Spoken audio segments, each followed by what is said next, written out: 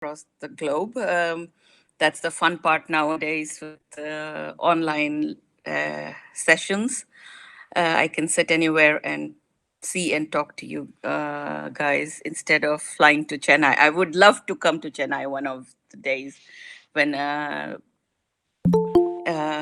the pandemic will go away. So,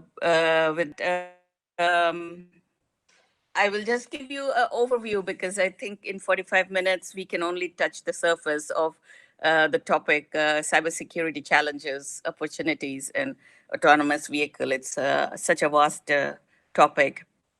So, just to start with, I want to show you what is the modern vehicle we are going towards, and what is all this about. What are the security issues in there?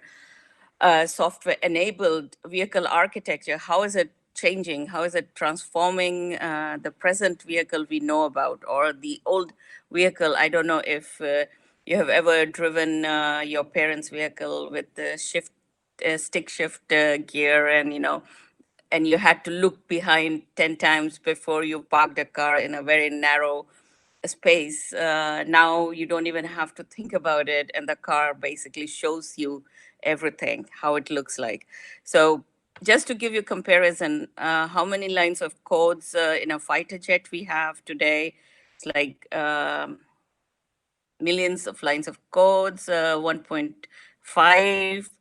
And if we go into Boeing and then Facebook, everyone knows Facebook. I guess most of you are very young children here, and we all use Facebook, and 61 million lines of codes, if I'm reading the zeros correctly. And now, if we look into a car, where are we going? We are going towards beyond those lines. It's becoming even more complicated and more. It's not just simple computer anymore. There's so many sensors. Just yesterday, I was giving someone an example because we have kind of a heat wave in Europe, and it was very warm in the car, and I wanted the seat to be cool, like cold air coming into behind me when I was sitting in the car. So you need sensors for that. Like when Neely steps into anyone's car, she needs some cool air. So you can imagine what things we are talking about, and how the software information will increase compared to what we have today and what the future we are talking about. It could be not that far, but it could be also quite far away from now. Maybe, I might not even get to sit in such a car, what I'm aiming for. So, hardware would be 40%, content software and operational software, we are going about total of 60%. And the AV will be generating terabytes of data per hour. Think about all those data. If a computer does it, internet does it, what happens in that? Similar situation, if a car is doing it, what are we opening our world to? This is some example which has happened till June of 2020. I can give you some example. Maybe you can come up with some more and send me some to add on my slides in the future. I try to keep up with the world, what hackers are doing. Or maybe you are one of the hackers who would like to join me and see what happens with the new hackers. We should not say it too loudly. So 2015, it started with some with let me see which one was the first one. In January, when BMW was called in, and it was hacked or intercepted, and then hackers remotely killed a jeep on the highway, and basically took full control of the vehicle, and so on. We can keep on going to it. Tesla got hacked, um, And then in June 11, 2020, computer game Watch Dogs, developed by French video game developer Ubisoft, they were able to hack directly a moving vehicle control of their electrical system using Wi-Fi, which actually quite scares me because we are using Wi-Fi in our car nowadays. And just to give you one of the examples, I was watching a couple of weeks ago a quite interesting program, TV series from Korea, and in that car of future president or prime minister, internet. Those are different places where hackers could attack my network or my connectivity there. So those are the weak links. We have to identify those very carefully, just like we have done in the past with the network when we are building our computers, our internet.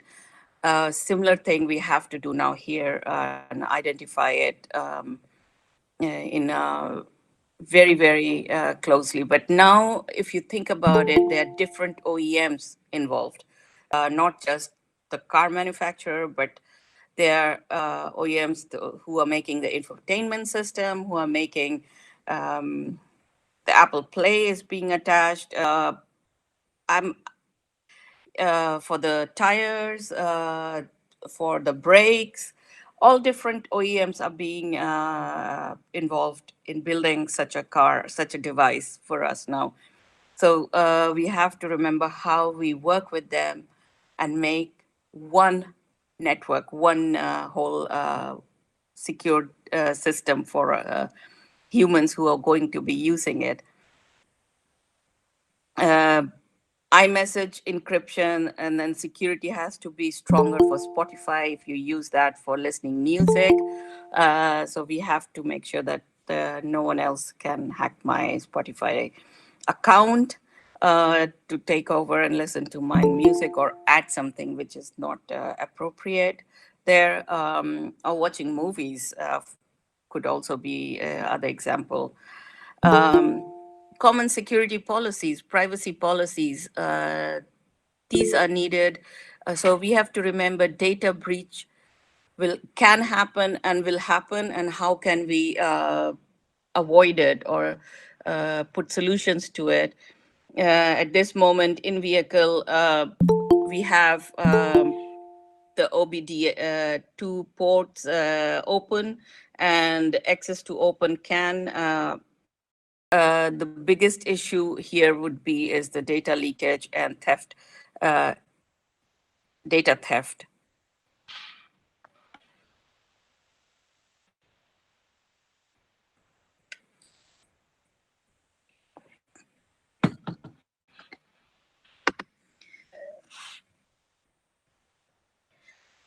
So those looking at each of those points, open challenges,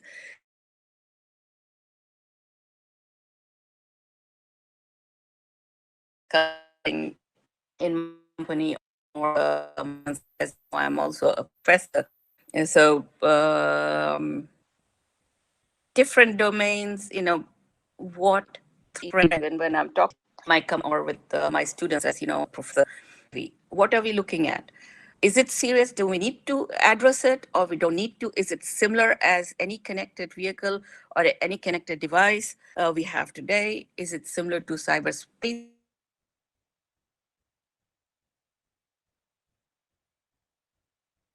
So think about think about the questions, and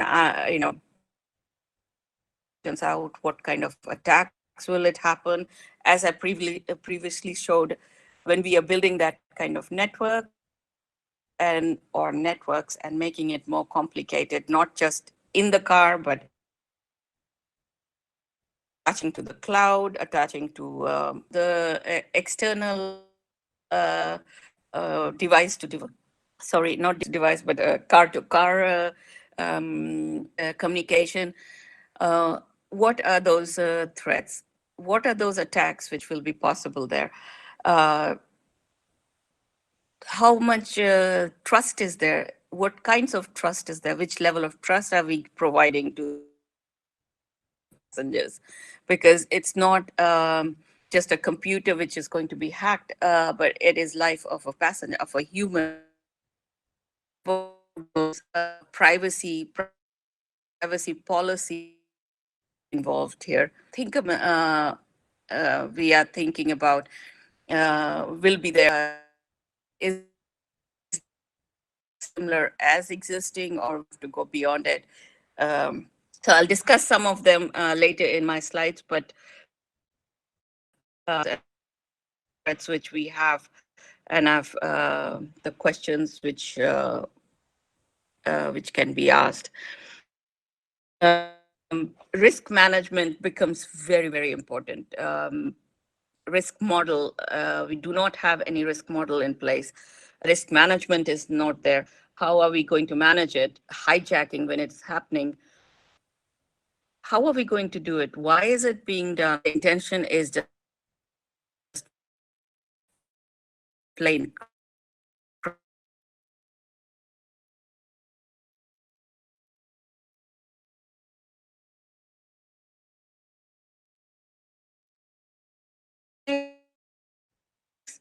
on board, use it for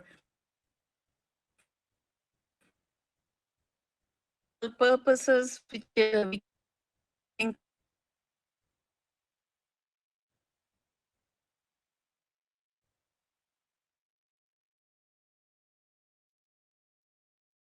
it being done. How are we going to manage control it in this during my talk also? So in automotive security, what is happening now already? Uh, updates are happening over the air. Tesla is doing twice, thrice a week, or even more. I can't. It can never follow it anymore. Cars like BMW, Mercedes are doing it. You have other cars like Nissan, high end of Nissan, Volkswagen. They are doing it. So all the cars are bringing in secure over their updates. Then you have the trust for safer driving. Bring that as next round of automotive security. Protecting the privacy of the driver and passenger. People who are in the car, people who are driving, we need to protect their privacy. Because when I'm sitting, just to give you an example, I always make this joke, and I think my husband is also listening to this presentation, and now he will know everything. It's nice to have my password in my car with my key. When I sit and I drive somewhere, he doesn't need to know, hide it. I wonder where he is going without letting me know. In location awareness is not on. So those are some of the things, sometimes you don't need to tell each other, or even the drivers, we don't need to, now I need to drink some water. Protect the privacies of the passenger and in the car, or when you're taking Uber or taxis or whatever, or driving with someone. So the whole ecosystem of the AVs, the connectivity, we need to secure even more. And then finally, of course, is the protection of vehicle to cloud communication, as I already discussed, where the problems are lying. So these are the 5 very crucial or key things which we have to think about. So big challenges. 6 of them. So if I start with, um, let me look at it. Safety, there's not enough practical testing to ensure the safety. Reliability has to be more than 99.99999%. As told you, it is end of the day, uh, humans sitting in the car, and we do not want to take risk. There are people on the road, there are children on the road, cycling, walking, animals. We don't want to hit them. So the reliability has to be more than 99.99999%. And I keep on going more nines behind it. But that test has not been done yet. The practical test has not been done yet. So how can such a car cope with urban traffic? We have to, because situation changes. It's very dynamic. It's real time. How can such cars cope with it? Example is Vibo still running. It's still not in the market for any normal public use. How can we have that now, such cars? Because we have to make sure that this is there, making sure that we are not going to be killing uh, children, cyclists, or older people. Making sure that we are able to deal with stop and go traffic and busy intersections. Um, so if I move to the next point here is um, unsecure connectivity and connected systems. I've listed all different technologies: Bluetooth, Wi-Fi, 5G, 4G, V2X, in-vehicle CAN, entertainment, navigation. Unsecure connected system connectivity, and we are we have to make sure that those are connected. Connectivity and computerization of vehicles bring evident advantages of passengers' experience and to road safety. However, they have also created more opportunities for hackers to hijack vehicles and place both passenger and pedestrians' life at risk. So these AVs are still very unsecure. Outdated law. All the laws which we have today, and just to give you examples, I don't know how it is in India. It would be nice to see the laws, how it is being written there concerning AVs, future AVs, or autonomous vehicle or connected cars, self-driving cars, whatever you call it. Um, what is the law? How updated are the laws? Vienna Convention, dated back to 1968, stated what drivers must always have control over their vehicle is still used. Now imagine if I cannot hold the wheels, driving wheels. How does this law apply to any accident happening when I'm in such a car? We do not have policies in place which matches up with technology which we are implementing in the cars today. The latest one was the German parliament passed changes to it when a hacker messes with the whole logic of these ethical machines. Um, if an accident happens, should the owner of the car get fined? Should the government be fined? Should the national security be fined? Should the person who got into the accident be in trouble? Where are we standing there? Who's owning those rights? How is the ethics committee in a country? So again, I go back and say outdated law, regulations, these are working together. We have to look at this very closely. Data ownership, data theft.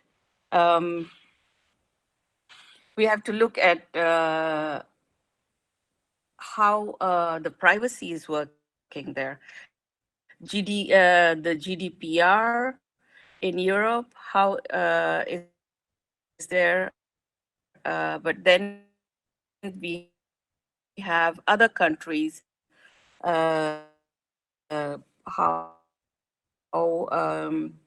the data ownership or data protection is working, who owns the data coming from AVs, different apps are being used, different in the car, different information is being collected, as I mentioned. So much terabyte of data is going to be generated. Is the user, the driver, owner for it, or is it someone else the owner for it? So we have to think about how do we put the regulation, how do we bring the law in place. uh, just to give you examples of the data theft, the target types would be is extortion, that is the primary motives, denial of service threat, fraud and deception would be there. Basically, alterations of or deletion of scheduled logs and records, frights and goods thefts, as I showed you an example of the commercial vehicle. Imagine there's no human, and the logging, or it's owned by reasons of not being used in its place again. How are you going to do that? If those goods theft happens, how is the protection done?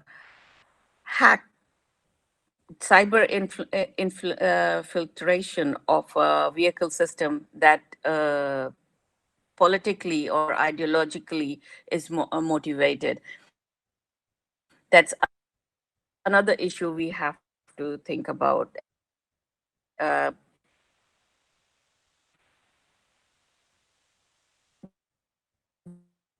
Just mischievous or mental violence, just for the fun of it, it could be hacked, the system. Secondly, industrial espionage. I'm just thought it, terrorism,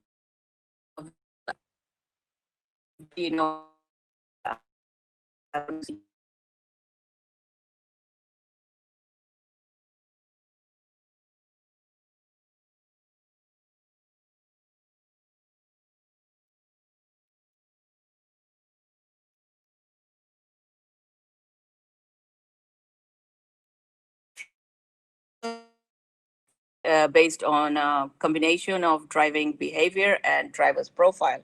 That's as simple as it. The more you have accident, the higher it goes. Otherwise, it's kind of as low as it is, and you enjoy the car insurance. But what happens if I have AV and the role of personal auto insurers? It has to be reconsidered. It will then shift to different OEMs, infrastructure provider, or new government provider, uh, policymakers, as different stakeholders has to be in place. Software suppliers, wireless providers, they all have to be involved in this now.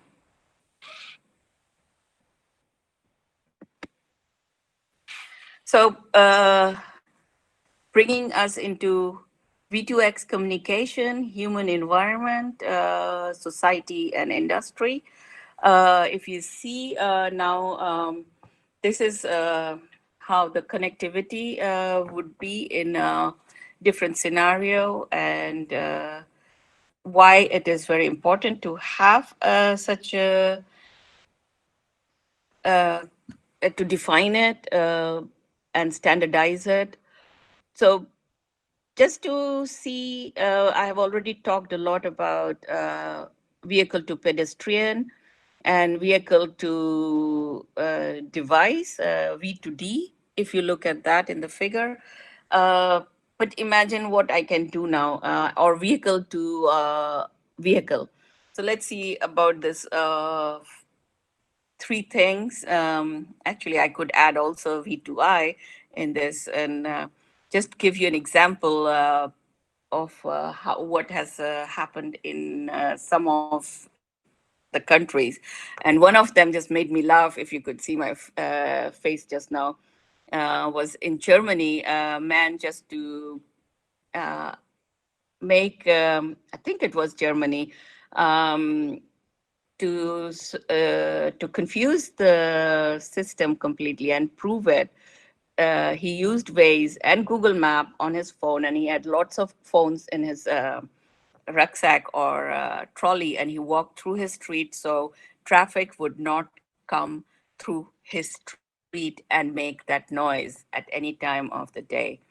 Waze and Google Map got confused.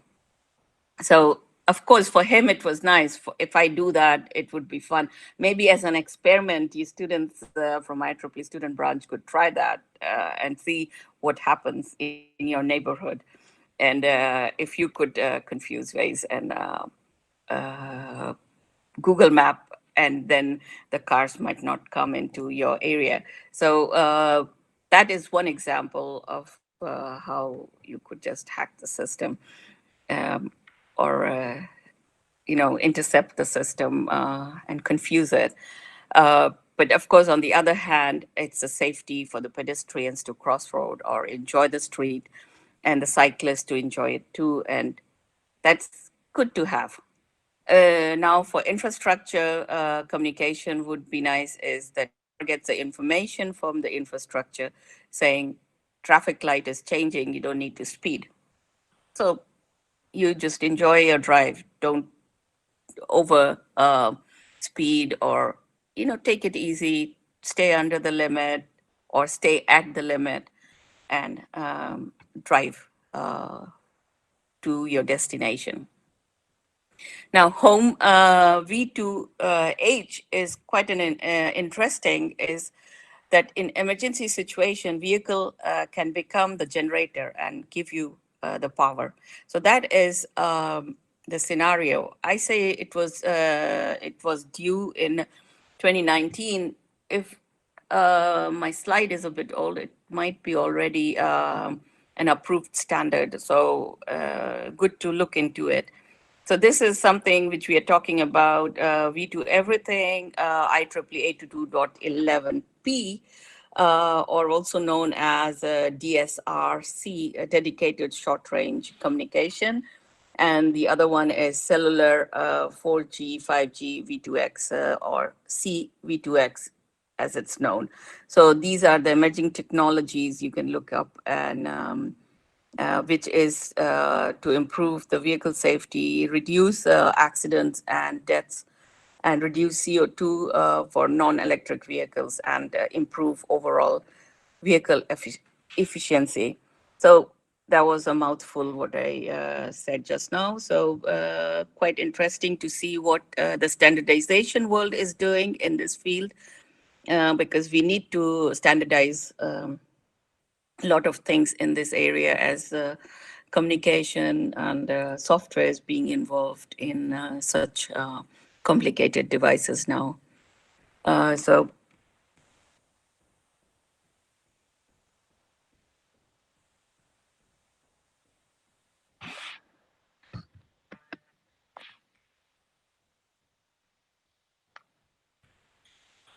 So this is just to show you another way of, bird's eye view of vehicular ad hoc network. Now it's not just one car connecting to one car, but one car connecting to many car, and there is a vehicular cloud being created in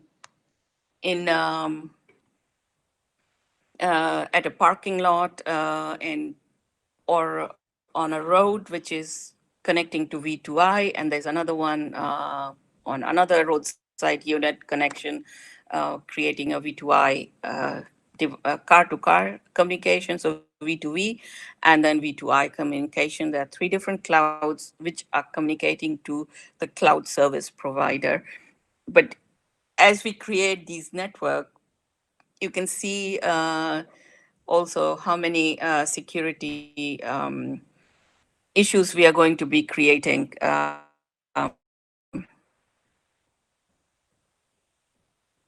And how many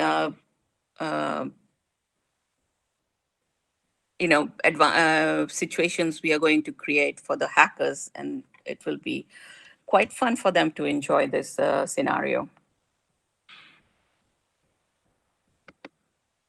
So if I move a bit quick to the next slide and discuss about the vulnerability and threat levels, you can see here, I have mentioned in different colors, you know, what are the threat levels. And it's always good to identify when you're putting all those, when the communication is happening. Remember the last slide and the previous slides I have discussed. This is car-to-car communication, and then car to infrastructure communication, creating, or to the cloud communication. And where are the high threats like spoofing, malware? Um, I have to know how much time I have still to talk. And so these are different kinds of attacks. And this in-car, if we start describing it, we can divide it into four different kinds of vehicular cybersecurity challenges, and it could be named as a limited connectivity. And this is because of vehicle is increasing. Most vehicle is not yet does not have capability to update their software through over the air updates still. And then is the limited computational performance, of course, if you think about it, these are still small devices inside the car, which uh, the limitations exist because of the vehicle have a longer lifetime and must endure higher temperature and vibrations than average PCs does, or laptops. Unpredictable attack scenarios and threats. It's real time. We are talking about real time. We are moving. Mobility is involved in this. It's not just parked in one place. So you have to remember where and how the scenarios might change. Where am I parking the car? Where am I driving the car? Critical risk of the drivers and passengers. Is it just in the city I'm driving, on the highway I'm driving, or what kind of road scenarios are we talking about? So these are the potential targets for in-vehicle cyber attack. Data is the new oil, as we call it. Everything you can see, how many information we are generating, the data being generated, privacy is needed, the policy behind it is needed. We have real-time constraints. Imagine someone, a driver having heart attack, and this has to be sent immediately. The information, the car parks itself on the roadside and sends information. How do we know which driver it was at which point? Those become very crucial, and it has to be flexible communication, and flexibility has to be there. Uh, the security architecture is has to be significantly dynamic in such an environment. So we have to take each of these security parameters in and understand in this architecture how it works and what solutions we we have to look into to solve it. So the threads which I could just put through quickly and just tell you that, giving you that example, masquerading attack is one which comes into my mind very quickly. An attacker could masquerade as a legitimate node, or even the person itself in this attack, and the CAN vulnerability is there because at this moment it is open and it can facilitate such an attack. Eavesdropping, because now car-to-car communication could happen, and I'm opening up for unauthorized individuals, or even just directly in my car. As OBD2, is open, and so we have to make sure that these are structured or designed in a way that now these attacks cannot happen. Denial of service. We know what it is. We know how it happens in internet, but how will it happen now in the car? Because it is more complicated. Device on wheels, it's moving, and how do we stop it?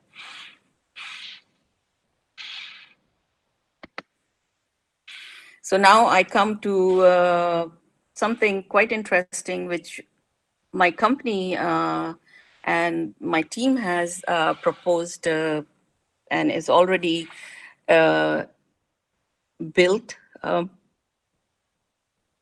in the company as a solution. We have it already present. So it's basically, you see the car, and I'm just thinking, where should I start with? It's a software, it's a trustworthy and secure AV. That's what we are providing, and it's a software-defined vehicle architecture. If you look at now the figures and the slides I showed you previously, and the one with all the locks on it, that slide, and you can map it now here and say, the trustworthiness has been solved with the real, and it has to be a real-time AV application platform. As I mentioned, it's humans, we are driving, and information which has to be sent out has to be our real-time, and 360 visibility, not just of the car, but also information in and around the car. The digital twin, which is basically a dynamic digital twin. So the information of the car is in the cloud, and we can test our security solution, our privacy solution, and can be uploaded in the car on the go, or when it's parked and has Wi-Fi or whatever internet connectivity which is secure, uploaded in the car. So that is how the three boxes are: on-board, off-board intelligence of cloud and backend of the car. Then is the trustworthy connectivity, and onboard intelligence in the vehicle. So now we move to almost finishing my talk, and there are two more slides, so bear with me.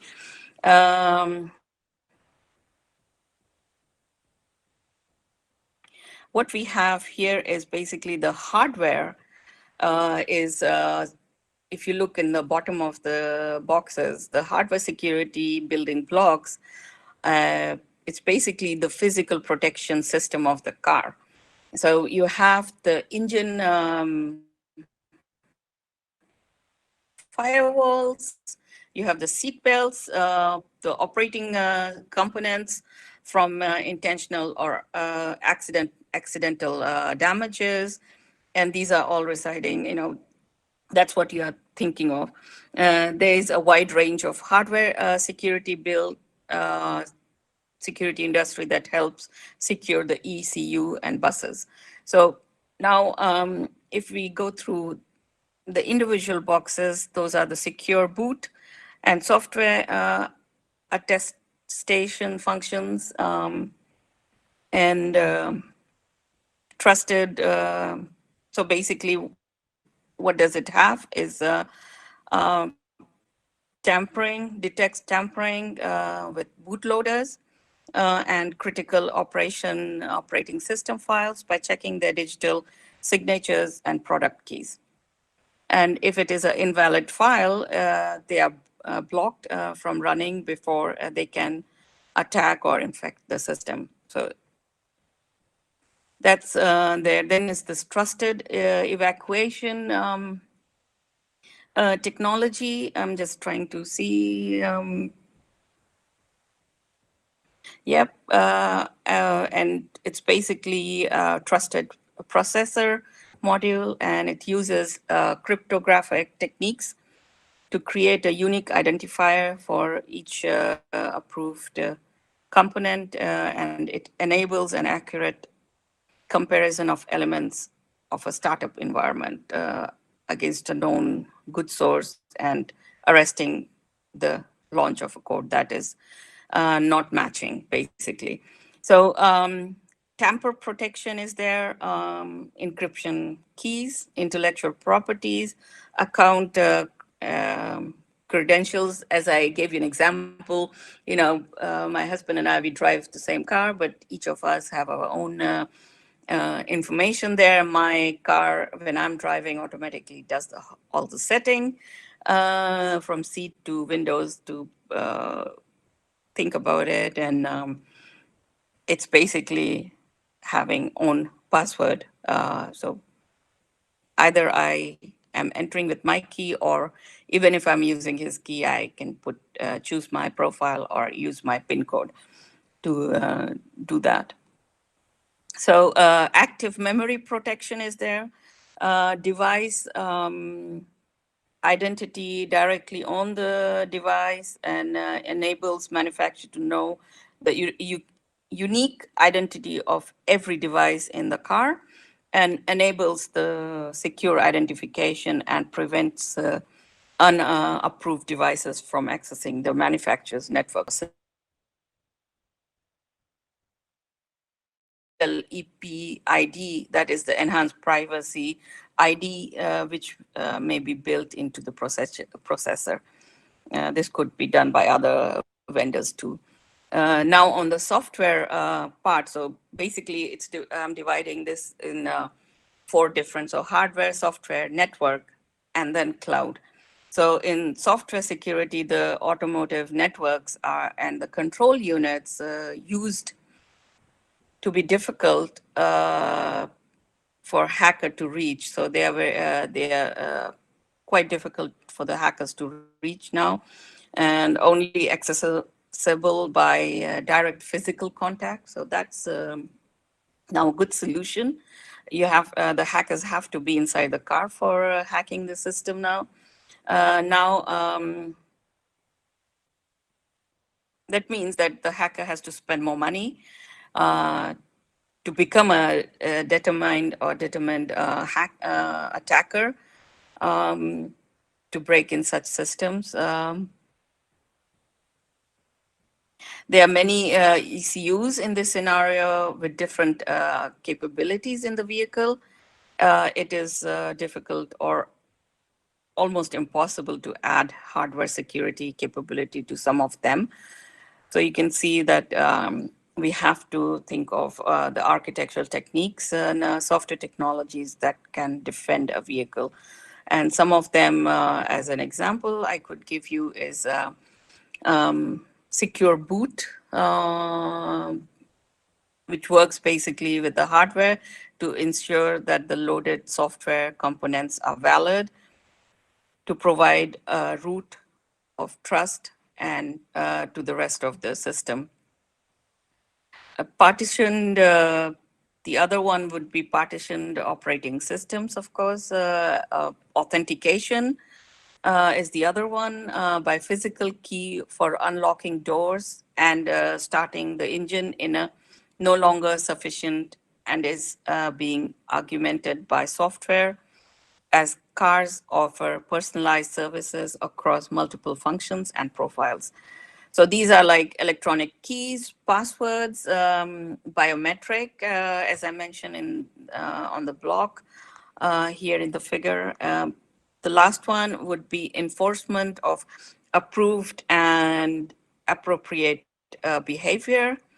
And this is very common for cyber attack to try to jump from one system to another or send messages from an compromised component to an uncompromised one. So to prevent this, what the network activity is a key to detecting and correcting accidental or malicious threats. So different solutions and functions. These functions can also prevent multi-car attacks. So, or the snowball effect can be stopped with this. So if we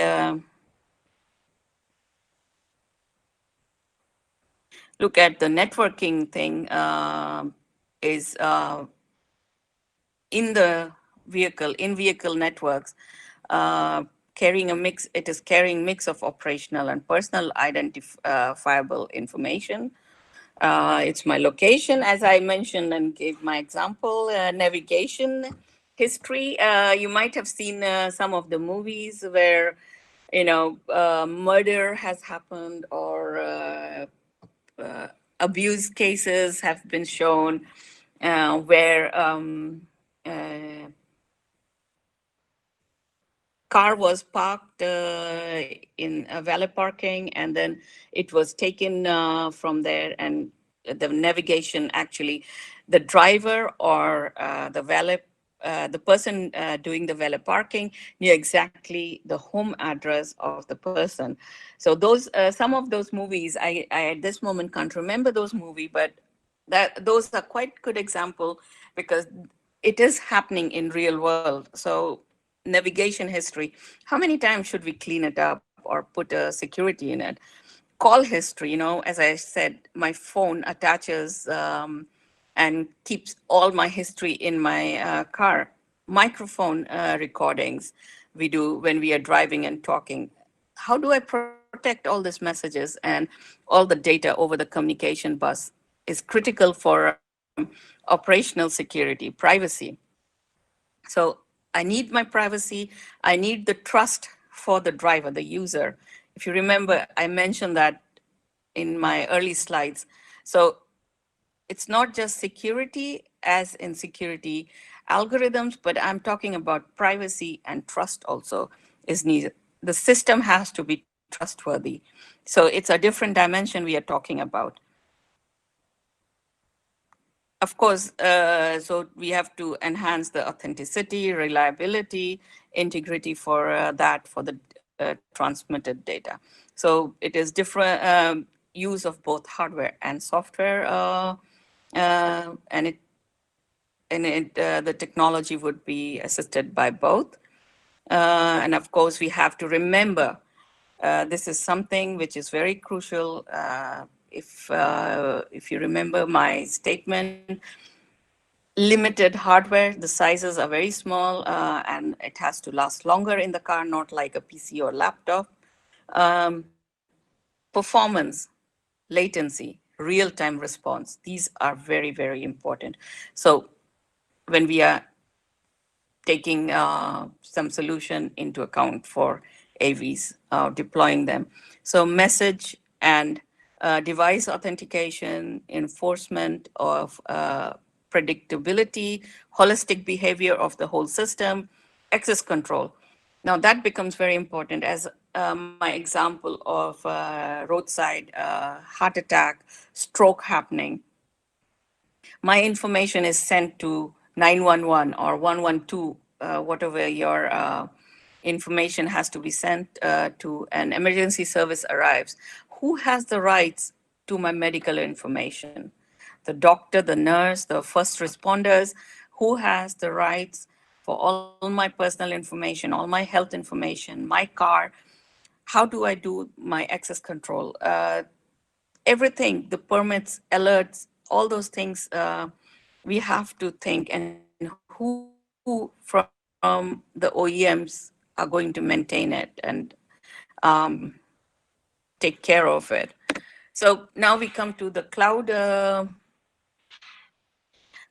security services. So if I discuss there, it would be the embedded vehicle security, and it's essential. So some additional security services are required for the real-time intelligence, its updates. So the system needs to be enabled, and it has to connect to the cloud-based security services in order to detect and correct threats before they get to the car. So if you remember the solution from Smart Avatar, the 360 vision, the real time, and also the dynamic twin example I showed you, this is where this is happening, that the information and the solution has been tested in the cloud and then sent it to the car.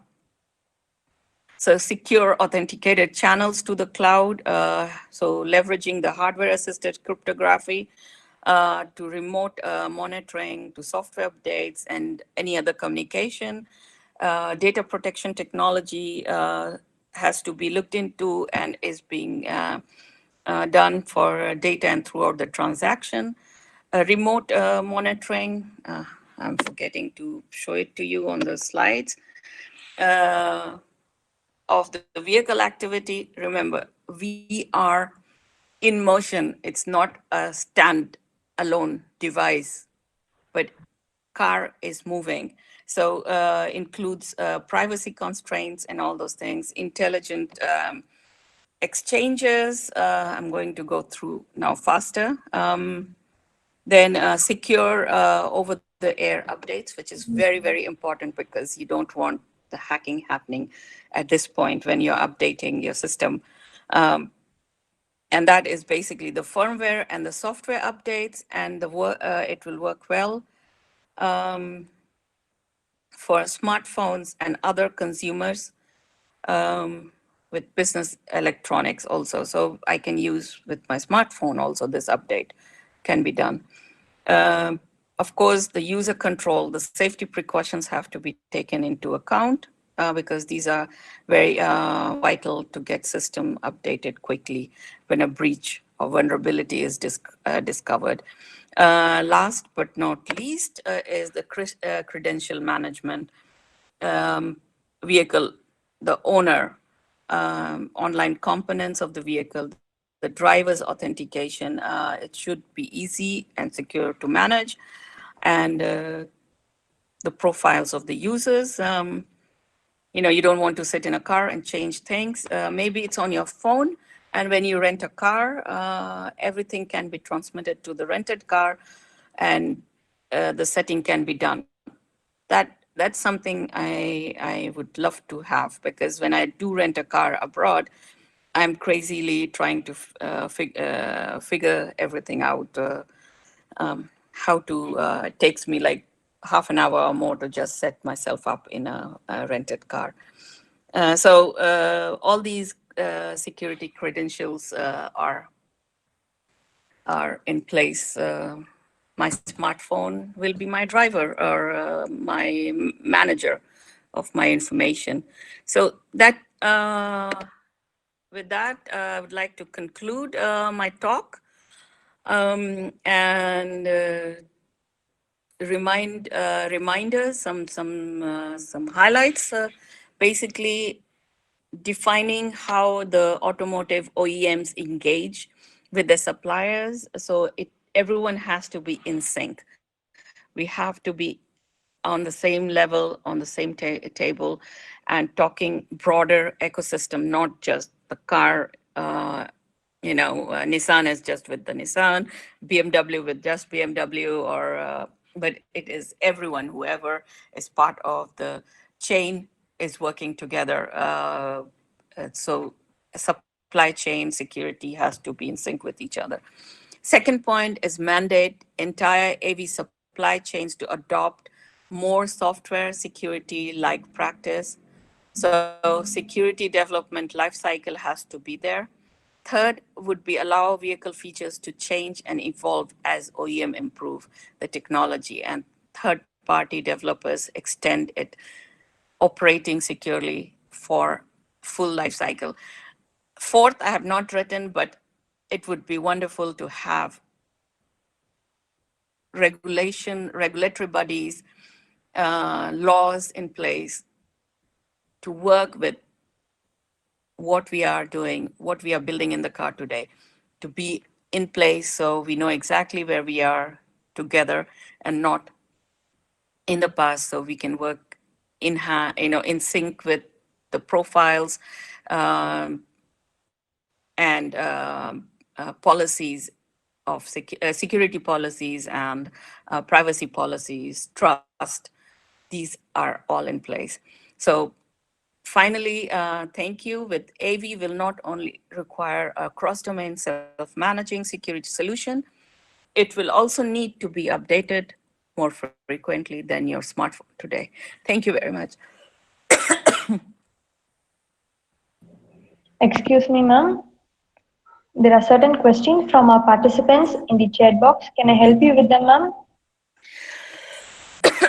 Yes, just a moment. Let me drink some water. Sure, ma'am.